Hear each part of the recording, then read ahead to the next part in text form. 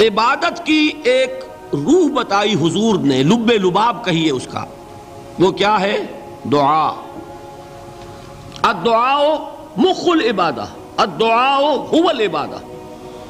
حضور کی یہ دو احادیث بہت سادہ، بہت مختصر۔ دعا ہی عبادت کا جوہر ہے۔ مخ کہتے ہیں ہڈی کے اندر جو گودا ہوتا ہے وہ مخ ہے۔ گودا جو ہے عبادت کا وہ کیا ہے؟ دعا۔ توحید فی الدعا کیا ہے؟ صرف اللہ کو پکارا جائے گا۔ اور شرک فی الدعا، جس کو بھی پکاریں گے آپ مدد کے لیے اس کو آپ نے معبود بنایا ہے، کسے باشد۔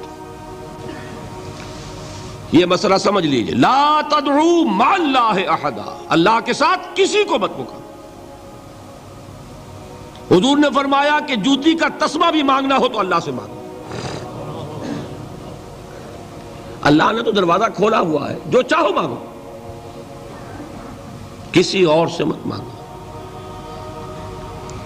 دیکھیے ایک علمی مسئلے اور ہوتے ہیں، یہ جو روحانیات کا معاملہ ہے، عالم ارواح میں کیا صورت ہے، ارواح صرف کہیں اللہ کے پاس کسی کولڈ سٹوریج میں ہے یا اس کا اس دنیا سے بھی کوئی تعلق ہے، یہ علمی مسائل ہیں۔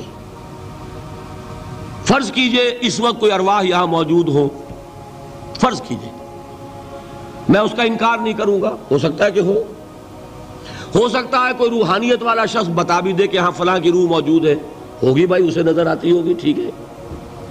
یہ بھی ہو سکتا ہے کہ کوئی شیطان جن ہو اور وہ دھوکہ دے رہا ہو کہ میں فلاں کی روح ہوں، ہو سکتا ہے کہ نہیں؟ لیکن یہ بھی ہو سکتا ہے، وہ بھی ہو سکتا ہے، مجھے اس سے بحث نہیں۔ مجھے جس سے بحث ہے وہ یہ ہے کہ مجھے پکارنے کی اجازت نہیں ہے۔ ہوا کرے کسی کی روح موجود ہوا کرے، مجھے میرے رب کی اجازت نہیں ہے کہ میں اسے پکاروں۔ مدد مانگوں گا اللہ سے، دعا کروں گا اللہ سے، استغاثہ کروں گا اللہ سے، تکلیف کے لیے دہائی دوں گا اللہ کی۔ اب اللہ جس سے چاہے کروا دے، کسی روح کو بھیج دے، کسی فرشتے کو بھیج دے، مجھے کیا ہے؟ مجھے آم کھانے ہیں، پیڑ نہیں گننے۔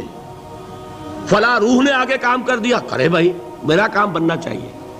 اور فرشتہ آ گیا، اس نے کام بنا دیا، کرے، مجھے کیا غرض ہے اس سے، میرا کام بننا چاہیے۔ میرا مسئلہ یہ ہے کہ مجھے پکارنا ہے صرف اللہ۔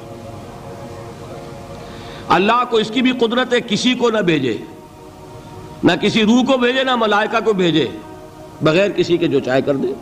اللہ کا مرضی ہے، وہ چاہے کسی روح کو بھیج دے، کسی فرشتے کو بھیج دے، مجھے اس سے غرض ہی کوئی نہیں۔ مجھے تو اپنی تکلیف کا دور ہونا مطلوب ہے، اس کے لیے میں پکاروں گا۔ سمجھ رہے؟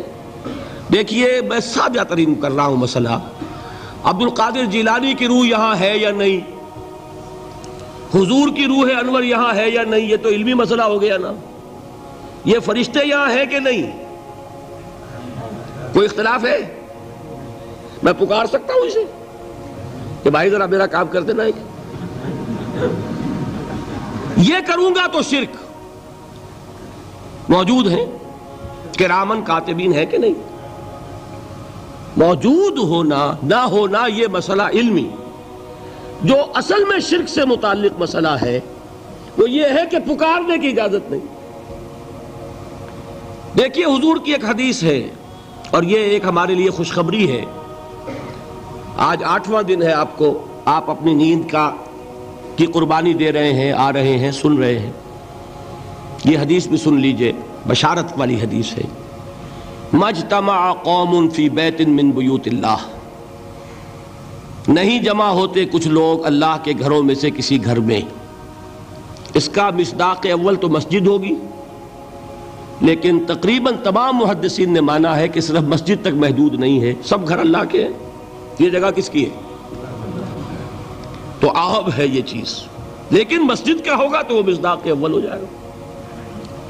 مجتمع قوم فی بیت من بیوت اللہ یتلون کتاب اللہ ویتدارسونہ بینہم،